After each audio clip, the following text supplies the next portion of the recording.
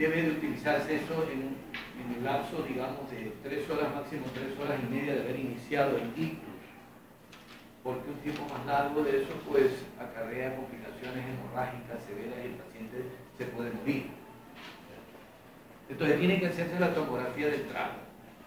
No aparece ninguna imagen hipodensa típica, pueden aparecer otros signos indirectos que tienen que aprender a identificar ustedes, como el signo de la arteria cerebral media, que es una hiperdensidad de la arteria cerebral media en tomografía. O pueden observar que, digamos, la diferenciación entre sustancia blanca y sustancia gris se ha perdido en una zona específica en relación con los signos neurológicos, ¿cierto? O hacer de inmediato una resonancia magnética nuclear, porque la resonancia nos da información inmediata, sobre todo porque pedimos técnicas de difusión. Pero puede darse el caso que tampoco aparezca la imagen hipointensa típica de... Y también tenemos signos indirectos, como son el signo de la arteria cerebral media en tubo vacío, a diferencia de lo que veíamos en tomografía, que se veía una hiperdensidad. Más bien usted observa que la arteria cerebral media está como vacía en comparación con la del otro lado. Así se hacen los diagnósticos. Ese paciente inmediatamente toma una radiografía de tórax, ¿cierto? Se toman las muestras para exámenes de laboratorio, básicamente, la glicemia, etcétera, para poder diferenciar una hipoglicemia, todas estas causas de pérdida de conocimiento. Si el paciente tiene pues manifestaciones de tipo cardiovasculares severas, tenemos al cardiólogo que está a la llamada de, aparte de eso ya lo está viendo el neurólogo, ¿no es cierto? Si ha hecho una bronconeumonía por aspiración, interviene de inmediato el neumólogo y el terapista respiratorio. O sea, la idea es coger, estabilizar, diagnosticar al paciente y tenerlo en esa unidad de ictus 48 de 32 horas, nada más. Entonces, de acuerdo a la evolución y al diagnóstico, si el paciente se agravó porque tiene una bronconeumonía, lo enviamos a terapia intensiva, ¿no es cierto? Donde tiene más recursos, tiene un respirador, tienen todas estas cosas. Si el paciente tiene una arritmia cardíaca, una insuficiencia cardíaca, congestivo, lo mandamos a la unidad coronaria, ¿no es cierto? Ya. Si el paciente se estabilizó pero tiene un déficit neurológico mayor, lo pasamos a piso de neurología para que siga con su evolución. La primera, más o menos teníamos calculado que un paciente con un infarto cerebral se mantenía hospitalizado más allá de 8 a 10 días adelante. ¿Okay? Esa es la idea. Ustedes lo captaron, pero una vez tuve a un director del hospital que me dijo que está loco, ¿cómo va a tener? Dice, esos pacientes allí, y traté de explicarle todo esto, y me dijo, ni siquiera en el Massachusetts General Hospital se puede estabilizar un paciente en 3 días. Pero se ve que usted no ha estado allí, ¿no? Porque esto es una cuestión general, yo no lo estoy inventando. Esto de la unidad de ictus existe desde hace ya 12, 15 años. Porque esa es la idea. Si ustedes lo captaron perfectamente, es la atención inmediata. Y solamente 48 de 32 horas, nada más. Y de ahí se lo envía. Algunos casos que inclusive se pudo estabilizar, se mejoró, no hay un déficit neurológico mayor, etcétera, se lo puede mandar a casa inclusive. Esa es la idea. ¿Ok? Ahora bien, la medicación específica para esto puede estar relacionado con la etiología, que usted va a hablar de eso, ¿no? Ya, adelante.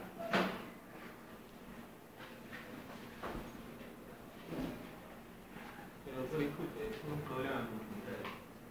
No importa, pero dígalo teóricamente. No pasa nada. Bueno, hablando de tratamiento farmacológico para el ictus cerebral, se lo divide en 4 etapas. Primera, que es cuidado general, que es lo que llaman los neurólogos, el neurocuidado no farmacológico. Se lo realiza durante la primera hora. El segundo es un tratamiento farmacológico, que es donde se va a tratar ya de destruir lo que es la formación del cobre, los segmentos trombolíticos.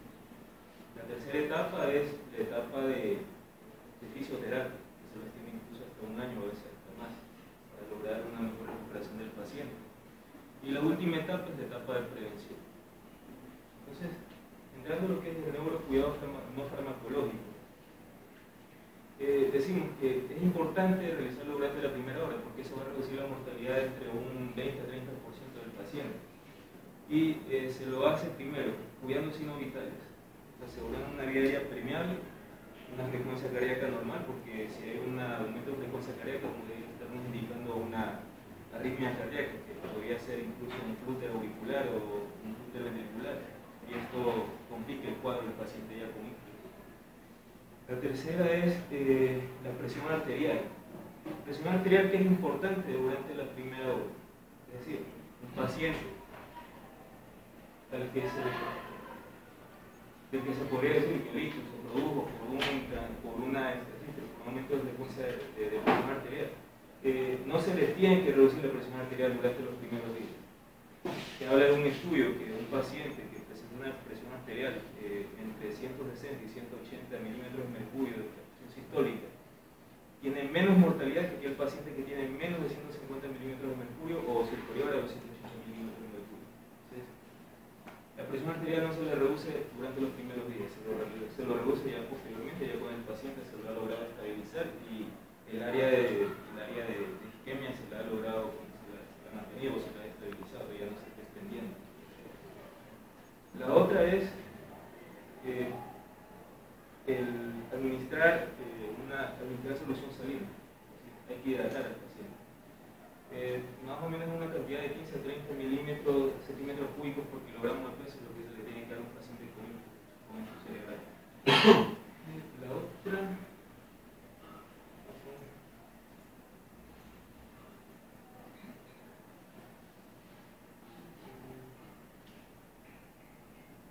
La otra es la glicemia. Un paciente que ya una unidad de cuidados intensivos, porque ya por emergencia no puede tener una glicemia debajo de 40 o 4.5 milimoles por litro, o debajo de 50 miligramos por 100 mililitros, o superior a los 400 miligramos por 100 mililitros. Es decir, la hipoglucemia y la hiperglicemia conducen a un aumento en la mortalidad del paciente, un aumento en lo que es las complicaciones a largo plazo. Ahora, hablando del tratamiento del ictus cerebral ya específico. Para esto tenemos dos tratamientos que son básicos e importantes. Primero es el tratamiento trombolítico. Se lo realiza mediante el RTPA. El RTPA, que es el activador plasminógeno recombinante, se lo puede utilizar solamente durante las primeras 3.5 horas. Si se lo realiza después, se corre el riesgo que el paciente tenga una hemorragia intracraneal.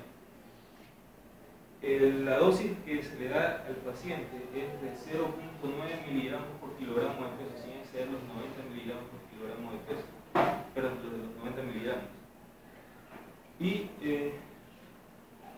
la función que va a cumplir este RTPA es actuar directamente en el trombo, unirse a la fibrina. Una vez que se une a la fibrina, transforma el plasminógeno en plasmina. Y esta plasmina es la que va a desintegrar posteriormente el coágulo y va a restablecer el flujo arterial. La otra es la trombólisis intraarterial. Este es un procedimiento ya invasivo, o mínimo invasivo, se llama la cirugía. Consiste en insertar un catéter entre 1 y 2 milímetros por la arteria femoral, dirigirlo hacia la arteria que está afectada, y cuando llega a la arteria que está afectada, se segregan 0.3 miligramos por kilogramo de peso de trombolítico, que incluso se lo considera que es mucho mejor que la trombólisis intravenosa, porque se está colocando solamente una mínima cantidad de un trombolítico, es decir, reduce en gran medida lo que sería el riesgo de producir una hemorragia intracraneal. Y el otro procedimiento mínimo invasivo consiste ya no solamente en actuar con trombolíticos, sino también actuar con instrumentos, o sea, extraerlo de forma mecánica. Y para esto existen dos dispositivos, el dispositivo de Arlo y el dispositivo de Sanacocho, que incluso el año pasado creo que lo aprobó la FDA para el tratamiento de trombólisis intraarterial. El primero consiste en un pequeño halo que está unido a un alambre. Entonces ingresando por la arteria. Y una vez que llega esto, no sé si tengo más claro. Si me puede explicar, por favor. Gracias. No sé si lo alcance a ver.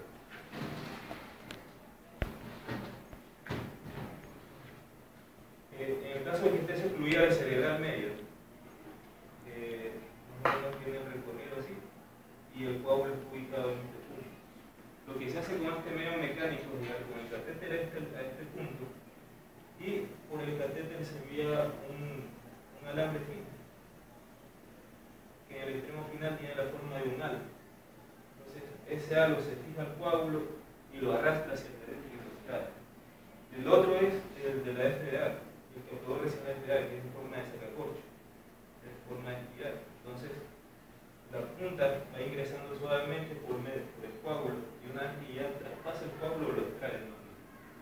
Estos son los tratamientos mecánicos.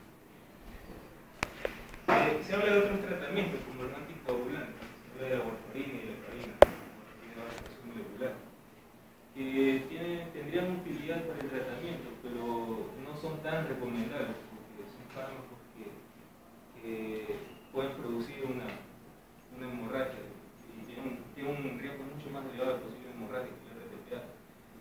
Y cuando se administra este tipo de anticoagulantes hay que llevar dos controles básicos, la presión arterial y el otro que es el control del tiempo parcial de tromboplastina. ¿Sí? Cuando uno de estos dos ya se ve alterado, si incrementa la presión arterial o disminuye la presión arterial o el tiempo parcial de tromboplastina está prolongado por arriba de los 100 segundos, entonces se tiene que interrumpir inmediatamente el tratamiento porque ya el paciente está desestabilizado. Se habla también de tratamientos como el ácido acetil salicílico y el clopidogrel en dosis de 325 miligramos. Pero esto ya es algo un poco más profiláctico, ya no es tan terapéutico. Ya. El otro tratamiento, la otra fase del tratamiento es la fisioterapia. La fisioterapia que tiene que ir dirigida hacia el área afectada, es decir, si la hemiplegia fue brachiotubral, se dirige la fisioterapia a restablecer un poco los movimientos de brazo y pierna del lado que está afectado. Y esa terapia se la puede prolongar el tiempo que sea necesario hasta que el paciente recupere la funcionalidad lo más que se pueda, hasta donde permite la fisioterapia. Y el otro que es un tratamiento profiláctico.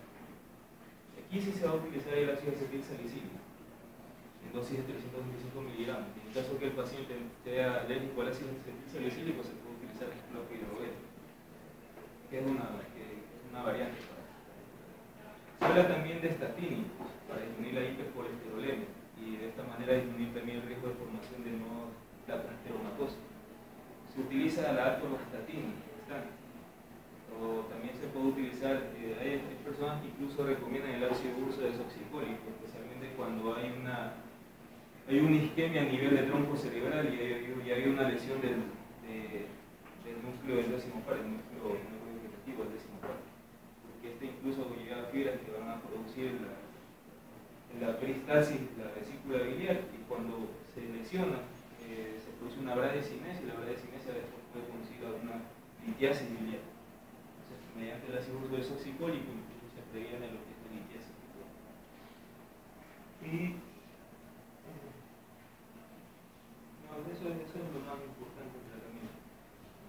Las otras son patologías que pueden producir una isquemia cerebral y que no son por las causas rituales o que ya conocemos, sino por causas especiales. La una es la disección de los vasos de la región cervical. Puede ser carotídeo o puede ser vertebral. Buenos días, aquí en este punto, en este momento es importante hablar un poco de que un paciente que llega por emergencia con un cuadro isquémico agudo está contraindicado totalmente a administrarle corticosteroides, pero solamente en estos casos, en una disección carotídea o una disección de arterias vertebrales, es indicada la administración de corticosteroides porque está demostrado que va a disminuir la mortalidad y va a disminuir el dolor y la inflamación.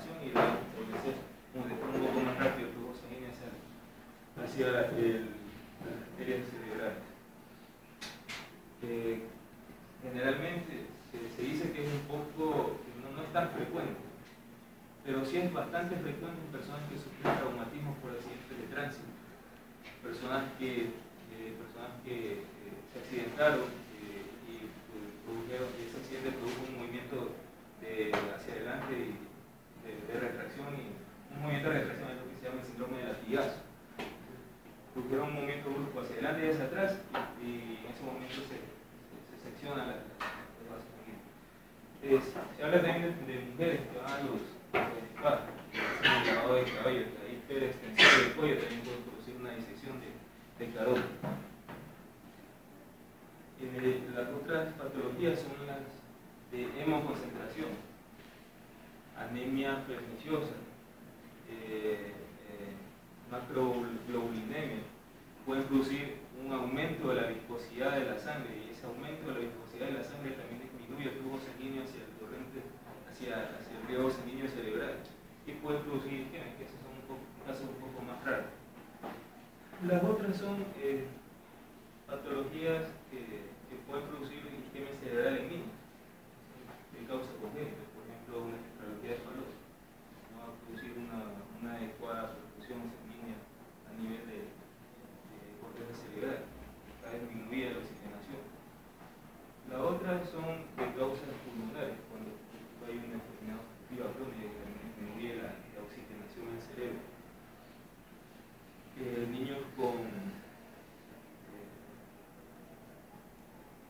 Niños que tuvieron sufrimiento fetal o que sufrieron infecciones en el momento de nacer o que tuvieron complicaciones también pueden presentar este tipo de cuadros. Se habla de ciertas bacterias que producen meningitis, y esta meningitis tiene como complicación también la inflamación o la infección de vasos de arterias cerebrales, y esta posteriormente también va a producir un engrosamiento de capa, y este engrosamiento de capa también puede producir la disminución en la perfusión sanguínea. Las otras son enfermedades de enfermedades de inflamación arterial, que pueden ser de tipo inmunológico. Por ejemplo, la arteritis de célula gigante, o la lupus eritematoso sistémico, que tienen como complicación el ictus cerebral, pero ya es una complicación un poco rara, en casos un poco extremos, no lleva mucha importancia, o mejor dicho, no conducen a un diagnóstico inmediatamente, sino después de realizar varios estudios. Y por último, hablar de que los pacientes con isquemia cerebral no presentan convulsiones en el momento en etapas agudas, pero sí se puede confundir con otras patologías, porque después de una semana de producir el infarto cerebral, de 1 o 2 semanas de producir el infarto cerebral, el paciente puede debutar con movimientos epilépticos. Entonces, pero eso ya es secundario o después que ya se produce la necrosis de cierta parte del okay. Cuando hablábamos de la unidad de ictus, nos referíamos también a todo lo que significa el cuidado especial de enfermería, que es básico, y a veces eso hace la diferencia entre una buena evolución o una mala evolución. Entonces el paciente ingresa primero a la vía aérea permeable, ¿cierto? Si lo ven que está muy comprometido en su nivel de conciencia, lo primero es una cánula de Mayo, ¿no? Porque la lengua se va hacia atrás y obstruye. Y si está respirando muy mal, o ha hecho una bronconeumonía por aspiración, hay que intubarlo. Hay que hacerle terapia respiratoria, a veces lavado bronquial, etc. Tenemos que poner una sonda nasogástrica, justamente para evitarnos la broncoaspiración posterior y como válvula de seguridad, porque acuérdense que estos pacientes en periodos agudos hacen úlceras de estrés, que son múltiples y son de carácter hemorrágico. Entonces tenemos que tener eso. Tenemos que procurar una vía venosa central, y esa es la pelea constante con las enfermeras, porque lo que ellos quieren es pescar una venita por aquí, y a veces hay emergencias, ¿no es cierto? Les digo particularmente, yo tuve el caso de mi esposa hace muchos años atrás, que le hicieron una histerectomía, y le habían puesto falla mía porque no me di cuenta una vía venosa periférica y ella sangró tremendamente. Todo entró en estado de shock. Y entonces para pasarle las soluciones teníamos que apretar los sueros y toda la cuestión y no alcanzaba.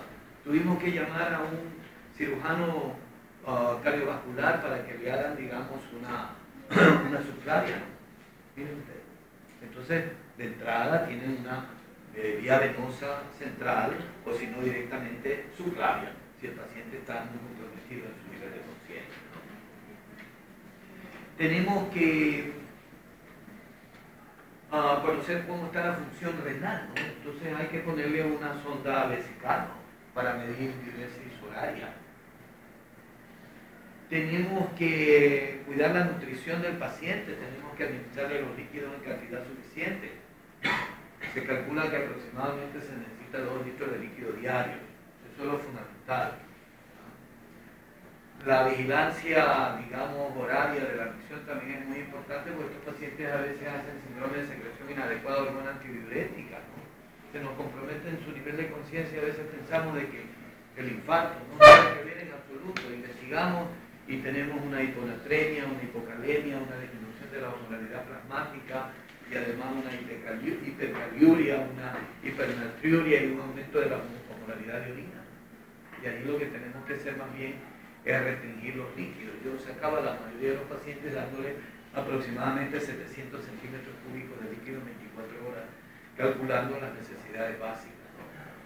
A veces prolongado. Tenía un paciente que prolongaron a 40 y 45 días el síndrome de secreción, porque se lo restringía en líquido, el paciente iba recuperando su nivel de conciencia, pero después como estaba deshidratado volvía a deprimirse y tenía que darle líquido y estaba en ese son y no salía. Pero a la final salen de eso. Tenemos que cuidar la piel. Yo siempre le decía a las enfermeras, los pacientes neurológicos son los más limpios que hay. Usted tiene que bañarlo todos los días, pone un plástico en la cama, ¿no es cierto? Y ahí lo bañan completo, el cuidado del cabello, todo, absolutamente. Fricciones de colonia y alcohol atrás, ¿no es cierto?, para activar la circulación. Utilizar vaselina petrolizada para los glúteos, los genitales, que son los sitios donde usualmente se forman las úlceras de decúbito. Utilizar las cremas hidratantes, Bacenol, Urinel, cualquiera de ellas en todo el cuerpo, porque la falta de movilidad, como que la piel se reseca mucho y tiende a formarse escaras. Las escaras aparecen en cualquier parte, aparecen en los codos, en el cuero cabelludo, en los talones, en todas partes. Tenemos que estar cambiándolo de posición constantemente, ¿no? Además, hay que hacer movilización pasiva de miembros para evitar la periartritis. La periartritis es el proceso inflamatorio que ocurre como reacción a la falta de movilidad de un miembro. Y eso es sumamente doloroso. Y eso lleva a la anquilosis, lo cual va a perjudicar tremendamente la cuestión de la rehabilitación. Pero, el concepto actual de la rehabilitación debe comenzar al día siguiente de haber ocurrido una enfermedad vasculocerebral, que eso también lo teníamos en la unidad de hijos, ¿no? ¿Qué más? Tenemos que cuidar la circulación periférica, no olvidarnos de eso, ¿no? Entonces las medias elásticas, medias elásticas estas blancas, grandes, hasta arriba, ¿no? Porque resulta que a veces he encontrado a los pacientes medias elásticas enrollados aquí. Digo, ¿cómo va a enrollar allí? Pues se está perjudicando la circulación. Pero es que no podemos subirlo, pues pidamos una media más grande, ¿no? Y hay estas medias inclusive que tienen una bomba especial, que están constantemente inflando y presionando y aflojando, presionando y aflojando, para de esa manera mantener una buena circulación y evitar la trombosis venosa, que es una complicación muy seria. Fíjense ustedes, entonces eso es básico, para luego poder, digamos, sacar al paciente en buenas condiciones. Entonces, la terapia física tiene que comenzar ya después de 24 horas. Si es que ha hecho una bronconeumonía o está respirando mal, tiene que hacer terapia respiratoria de entrada, etcétera, etcétera. Tenemos que cuidar el tubo digestivo bajo. Tiene que hacer la deposición. Entonces habrá que darle, yo que sé, la lactulosa, que es uno de los medicamentos más suaves, porque es muy rica en el tubo digestivo. Pasan de 5 días y hay que ponerle un enema, ¿ya?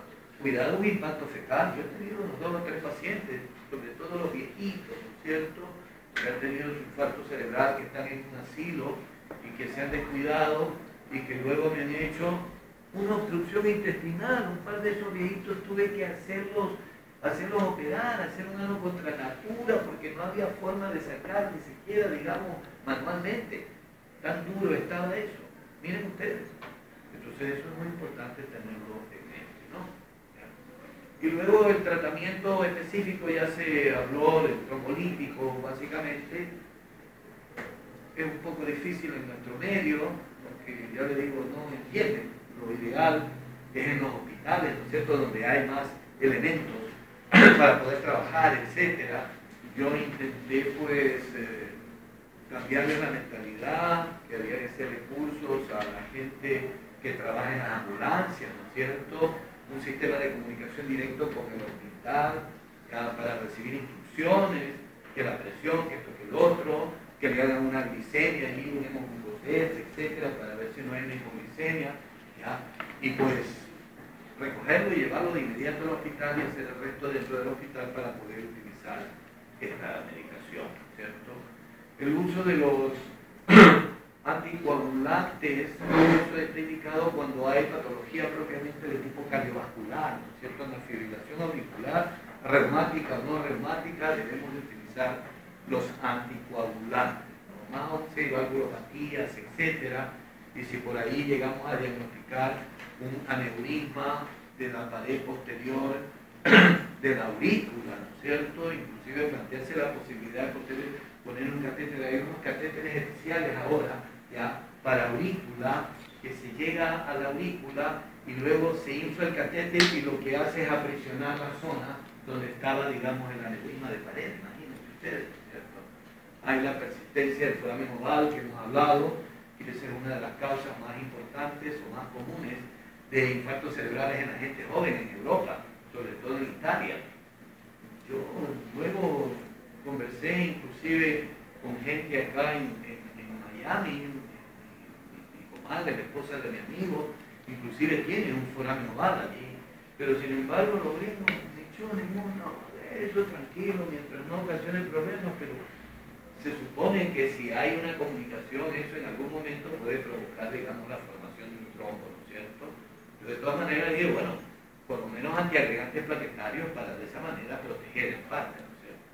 A veces hay inclusive defectos del septum interventricular, sin llegar a ser, digamos, una comunicación, pero un pseudoaneurisma también se forma ahí, coagulitos, imagínense ustedes. Entonces, si hay problemas de los músculos papiláceos que sostienen las válvulas, también eso habrá que corregirse de alguna manera o utilizar anticoagulantes en forma constante, ¿no? Eso es muy importante para digamos, tener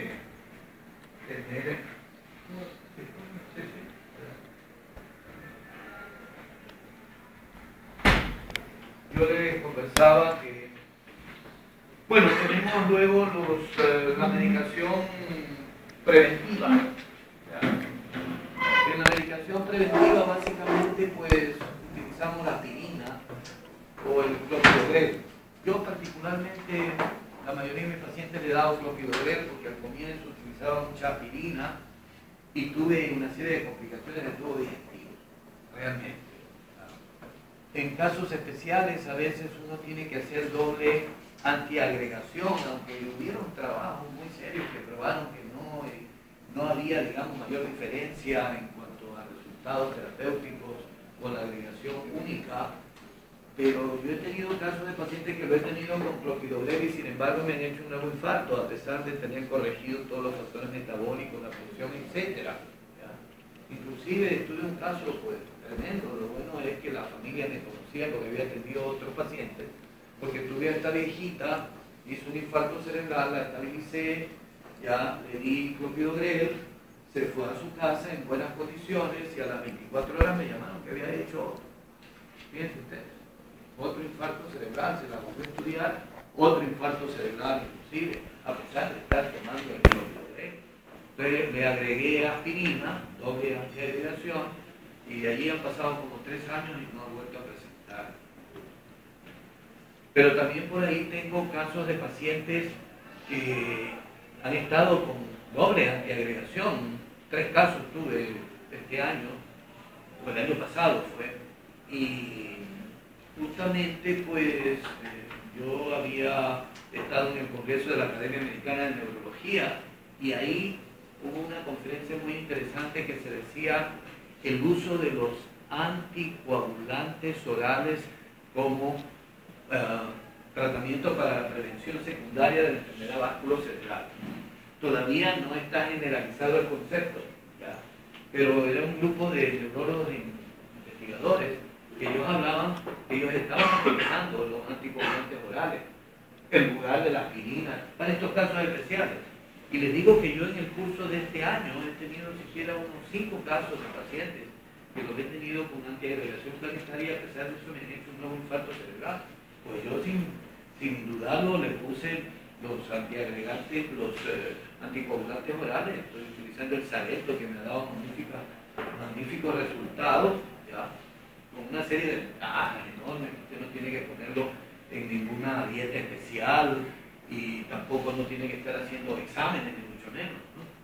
Yo tengo una muy buena experiencia con esto y tengo la pelea constante con el cardiólogo, porque el cardiólogo disminuye un poquitito la dosis, tranquilo, si está muy bien. ¿Para qué le voy a... Hagamos un examen de INR? Eso no sirve porque no se va a ver ningún cambio especial. Y ya son pacientes que tienen 6 o 8 meses, ya, con los anticoagulantes de este tipo, y los resultados son buenos. O sea, tenemos una muy buena posibilidad, ¿cierto? Lo que hablaba sobre todo de la disección de las arterias del cuello, hay mucha discusión al respecto, porque hay algunos autores que dicen, deje eso tranquilo. Eso solito, por la fuerza de la presión de la circulación, ¿no es cierto? Esa capa íntima vuelve a su sitio original. Y hay otros que son más agresivos que dicen, no, hay que ponerle un stena. Entonces hacen el cateterismo, le ponen el catéter ahí y entonces se soluciona el problema. El uso, digamos, del tratamiento mecánico, se han hablado de cosas bárbaras. En un congreso, en una ocasión yo escuché que para poder abrir las arterias arriba ponían un catéter que era un globo en la arteria carótida torácica.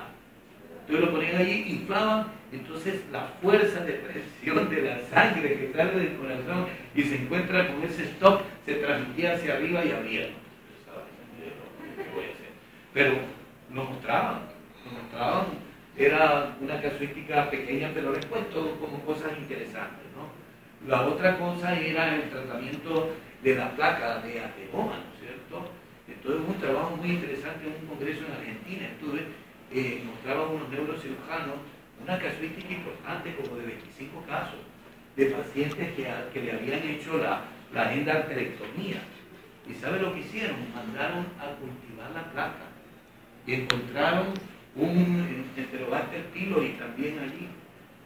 Sí, entonces ellos dicen que el tratamiento, lean eso, les cuento eso para que ustedes tengan una idea, para la placa de ateroma son antibióticos.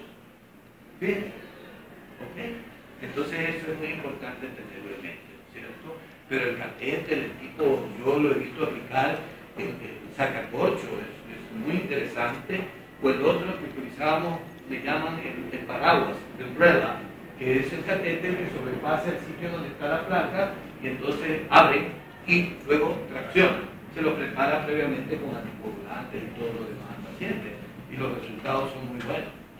Pero el gran chasco que yo me llevé, porque yo aprendí sobre este tratamiento endovascular hace como unos 8 o 10 años atrás, entonces yo dije, yo volví con los neurocirujanos amigos, le digo, se van a quedar sin pega, aprendan a hacer tratamiento endovascular porque ya nadie se va a querer operar de esto. Porque la operación para hacerla es una cosa enorme, es con circulación extracorpórea, no es que tienen que abrir la arteria carótida. Imagínense ustedes, para poder limpiar, quirúrgicamente hablando.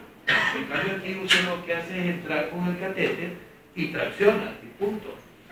Eso estuvo magnífico, extraordinario, 3 años más o menos. El 4º año estuve en otro congreso en donde mostraban las estadísticas. Y resulta que sí, es extraordinariamente sencillo, es menos costoso, el mismo día se va a su casa, el paciente, ¿ya? Pero el problema es que se vuelve a formar la placa de ateroma en un periodo de tiempo de aproximadamente 6 a 8 meses. Imagínense. Entonces hay que estar haciendo ese tratamiento 6 a 8 meses. En cambio, el tratamiento, digamos, de cirugía abierta y toda la cuestión, se volvía a formar la placa, pero después de 2 a 3 años. Entonces, ¿qué resulta? Que ahora uno divide a los pacientes, ¿no? Con esta enfermedad aterosclerótica de vasos extracerebrales. Si es una persona viejita, que tiene un montón de complicaciones cardiovasculares, respiratorias, metabólicas, tratamiento endovascular nomás, no queda más. Y ahora se lo refuerza un poquito dejándole xenon allí, ¿cierto? ¿Ya? Que ayuda un poco más el tiempo. Pero si esto hay que repetirlo cada vez y cuando, es más sencillo. Y en la gente joven, más bien hacerle la operación, digamos, abierta. ¿Ok? Muy bien, sigamos con hemorragia. ¿El tratamiento con aspirina con 100 miligramos o debe ser? 100 miligramos es suficiente. Es suficiente, sí, eso se ha peleado. Una época yo utilicé 1 gramo, después bajamos a 500, después bajamos a 3,75 o 3,25 luego, y finalmente con 100 miligramos es más que suficiente. Y esto está aprobado. Sí, dígame.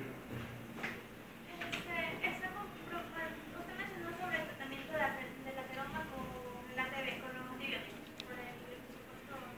Eso es lo que decían ellos, ¿no? Usted sabe que en la literatura hay muchas cosas que son interesantes, pero eso hay que probarlo. No, así tan grande no. Yo solamente lo escuché en ese congreso, que era un congreso nacional argentino, ¿no? Eso fue todo lo que he conversado. Pero sí se ha hablado de eso, sí se ha hablado. ¿Y no se sabe más o menos a qué tiempo vuelven a presentar o si no presentan? Bueno, siempre se hace seguimiento, o sea, el paciente que tiene una enfermedad aterosclerótica de vasos extracerebrales tiene que estarse haciendo seguimiento constantemente, ¿no? Se hace generalmente cada 6 meses, siempre y cuando no haya ninguna sintomatología obligatoria. Pero si hay alguna otra sintomatología, debe hacerse antes, ¿no?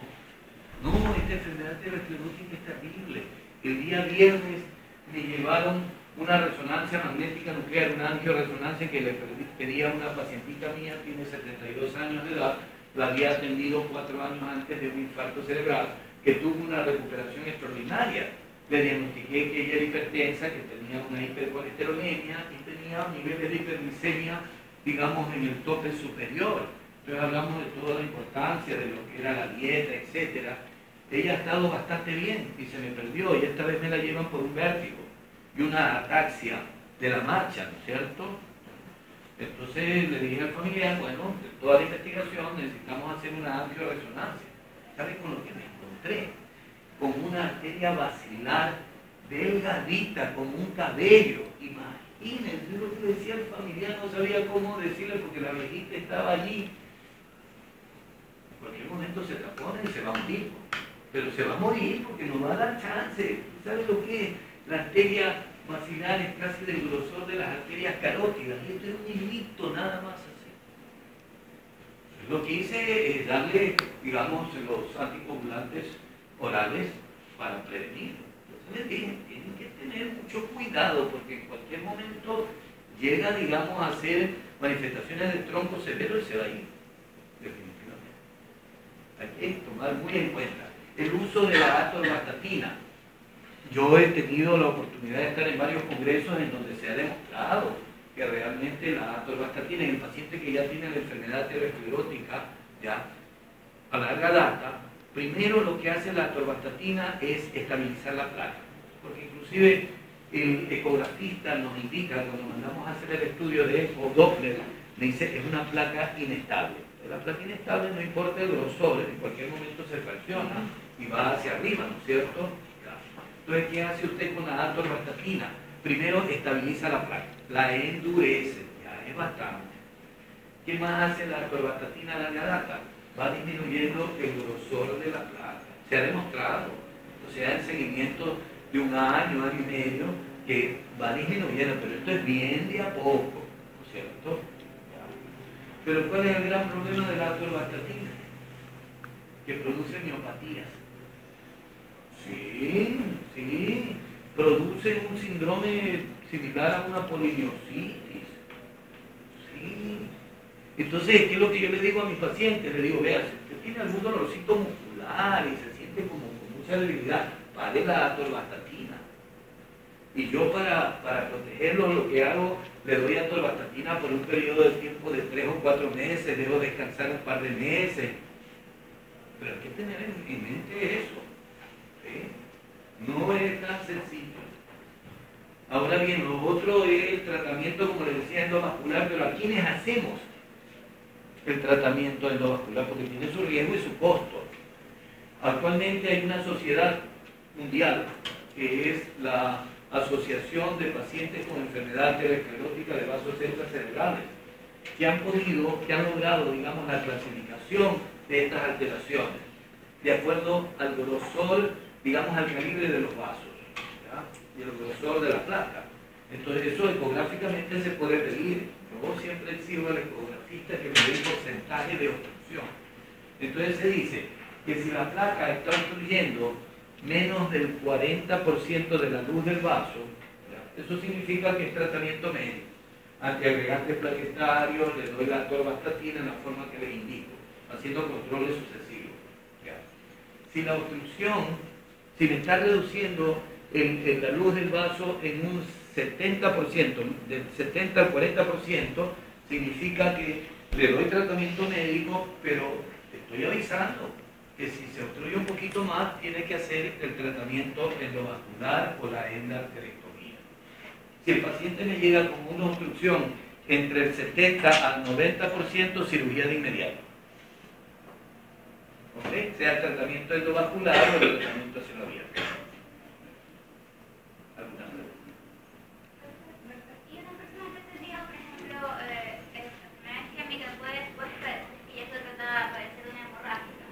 Sí, eso era lo que yo les decía mucho a mis residentes. Porque a veces me decían, doctor, con los antecedentes, sí, ya ha tenido un par de infartos cerebrales, parece ser otra nueva enfermedad vascular cerebral isquémica. No, le digo, dale la tomografía, usted tiene como concepto básico eso. Y resulta que me encontraban con una hemorragia. Sí. Sobre la presión arterial es muy interesante lo que dijo también. Antiguamente el concepto era paciente ictus, bájele la presión arterial lo más que pueda, ¿ya? Lo establecido como normal 120-80, pero esto ha ido evolucionando, ¿cierto? Y actualmente yo tengo pacientes con enfermedad vasculocerebral, ¿ya? Sea isquémica o hemorrágica, que manejan presiones de 160 y 180 y no se las toman en absoluto. ¿Ya?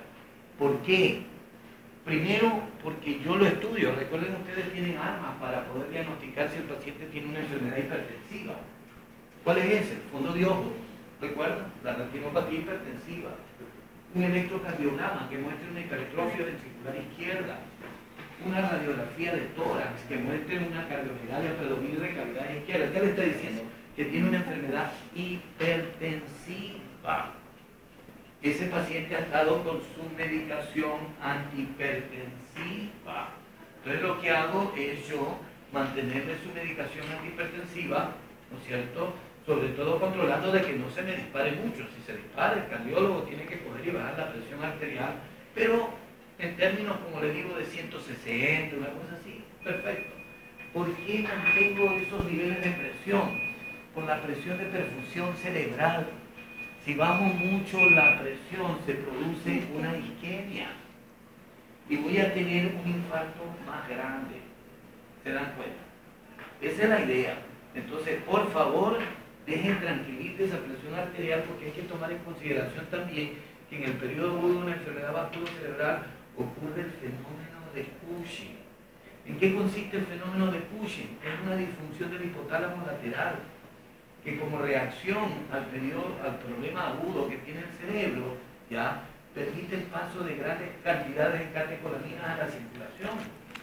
Adrenalina, noradrenalina, y eso trae como consecuencia taquicardia, hipertensión e hiperglicemia de carácter transitorio. Yo recuerdo, lo aprendí a la mala ahí en Chile cuando me hicieron responsable de una unidad de cuidados intermedios que teníamos allí en la sala. En oncología todavía no se hablaba de la unidad de ictus. y resulta que todos mis pacientes eran hipertensos y andaba yo como loco tratando de buscar los antihipertensivos, llamando al cardiólogo, ¿no?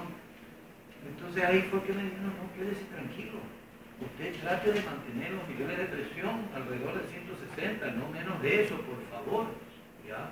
Y recuerden, y eso lo hemos visto y eso lo he transmitido a mis residentes acá en el Hospital Guayaquil, cuando no tenían todavía la escuela de posgrado, yo trataba de darles un curso de neurología a los pacientes de posgrado de medicina interna.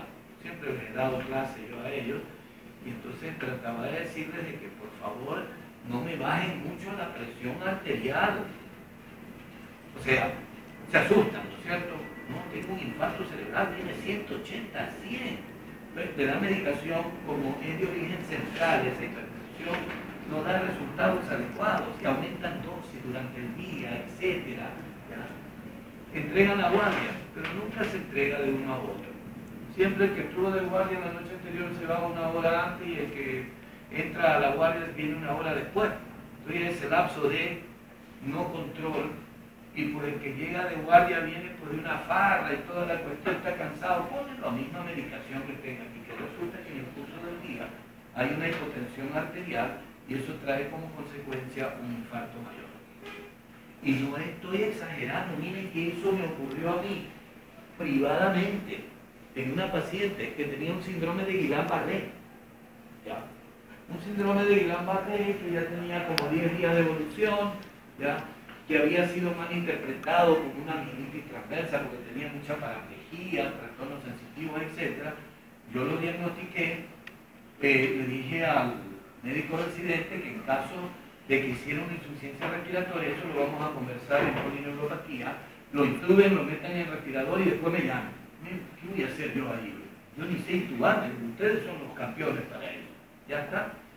En la noche que fui, efectivamente, estaba intubada la paciente, todo perfecto, etc. Tenía prácticamente una tetraplejía, ¿ya? Y transcurrió, eso fue día sábado, el domingo, sin mayores problemas, el único problema que tenía era la presión arterial que estaba disparada, ¿ya? Llamé al cardiólogo, y el cardiólogo pues utilizó una serie de antihipertensivos, etcétera, y no lograba bajar la presión arterial. El día lunes que llego, ¿ya? Me dicen los familiares de la paciente, doctor, mi mamá está ciega. ¿Cómo? No, le digo, están equivocados. Lo que pasa es que el síndrome de Guillain-Barré a veces produce una especie de romboencefalitis, en donde se pierde, digamos, la oculomotilidad y por eso tiene la mirada vaga. Aprendan siempre a escuchar al familiar. No, doctor, mi mamá está ciega. Muy bien, vamos a examinarla. Fondo de ojo normal, ¿cierto? Pero no encontré ninguna retinopatía, no hubo ninguna isquemia, nada en absoluto. Llamé a un oftalmólogo para que, pues, digamos, opine al respecto y dijo, no, toda la vía anterior de la vía visual está perfecta. Ok, vamos a hacer una tomografía. ¿Sabe cómo lo que me encontré? Con un infarto calcarino bilateral. ¿Qué era lo que había ocurrido? Todos los antihipertensivos que había utilizado el cardiólogo, resulta que en la madrugada del día lunes comenzaron a hacer su efecto. Y parece que todos los residentes, las enfermeras, estuvieron jugando, conversando, haciendo cualquier cosa, se durmieron y no le prestaron atención a la paciente. Y la paciente hizo una isquemia. Ella tenía, ya era una mujer de 68 años de edad, tenía su enfermedad aterosclerótica de vasos intracerebrales, probablemente del sistema vertebrovascular, y al bajarse demasiado la presión se produjo una isquemia y un infarto. Les cuento todo esto para que ustedes no vuelvan a pasar por eso. Entonces tienen que andarse con mucho cuidado en el manejo de la presión arterial. ¿Alguna otra pregunta? En el caso de bueno, ya hay ¿usted usa warfarina? ¿Qué dosis debería utilizar? Nosotros no utilizamos warfarina, yo utilizo directamente los anticoagulantes orales. ¿Y qué dosis debería usar? Generalmente con 10 miligramos de Xarelto, nosotros estamos bien, iniciamos con 20 primero para impregnarlo bien los primeros 15 días y después bajamos a 10. Sí, yo tengo pacientes largos tiempo. Sí, no hay ningún problema, no ha habido hemorragias, no ha habido nada. No, es esa es la ventaja enorme.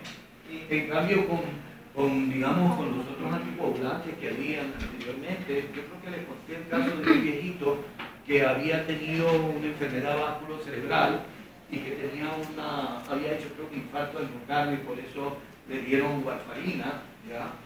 Y entonces evolucionó bien, quedó con una hemiparesia leve a moderada, lo mandaron a su casa y un día pues, el viejito se había resbalado y se había caído y se golpeó aquí en el muslo. Pero como el viejito siguió caminando y todo lo demás, no pasa nada, ¿ya? Sí le llamó la atención que hizo un moretón enorme, ¿no? Grande, pero no pasaba nada. Pero después de una semana, 10 días, se le cayó al pie al viejito, ya, y comenzó a arrastrar la pierna y todo lo demás, que no era la evolución de su infarto cerebral. Ahí me lo llevaron, y que era lo que tenía un hematoma gigantesco, ya, que estaba comprimiendo el plexo ocular, ¿no es cierto? Y me había provocado una lesión. Mire usted, o sea, que ese es el cuidado especial que hay que tener. ¿Qué se hace ahí? Por ejemplo, si hay una conmoción así más o menos, o una conmoción que hay que darle a un antiagregante y que justo sea una persona en un barrio marginal y le dé dengue o un solitramo. Usted tiene que suspender la medicación, no le queda más. Pues claro, corriéndose el riesgo de, porque si no, imagínense, se le puede morir. Un dengue hemorrágico, por Dios santo, ¿y cómo hace usted? Sí, pues se le va, tranquilamente. Así es. Una hemorragia digestiva, una cosa así. Ya hematuria se veía, yo traté muchos pacientes con warfarina y tenía un problema tremendo y sobre todo, perdónenme, los medicamentos que se utilizan actualmente, pues, no es que esté en contra de la medicación, digamos, menos costosa, pero no nos da los resultados que buscamos. En los últimos 2 o 3 años, ¿ya?, que estuve trabajando en el hospital, la warfarina era un dolor de cabeza, porque ¿qué resulta? Que comenzamos en la dosis habitual, 2.5, etcétera, hacíamos los controles, pasaba una semana y no se movía el INR, pasaban 2 semanas y la preocupación de que nos vaya a hacer otra enfermedad vasculocerebral, aumentábamos un cuartito, íbamos de a poquito, de repente pasaba un mes, mes y medio y estábamos en un milir, en una tableta diaria, y de lo que estaba en 1.5 se pasaba directamente a 9 y andábamos a carrera, ya mismo comienza a sangrar y toda la cuestión. Entonces esa es la experiencia que hemos tenido. En cambio, con los anticoagulantes orales actualmente les doy poca experiencia todavía que tengo, pero pues perfecto. Yo tengo a mi esposa que fue operada de la cadera, se le hizo un reemplazo bilateral completo de ambas caderas. Y la tengo con Xarelto, ya, 2 años. Y no he tenido ninguna complicación. Toco madera, ¿no? Pero no he tenido ninguna complicación. Eso es lo que yo les puedo decir al respecto. Muy bien, sigamos. Ay, ya no podemos seguir.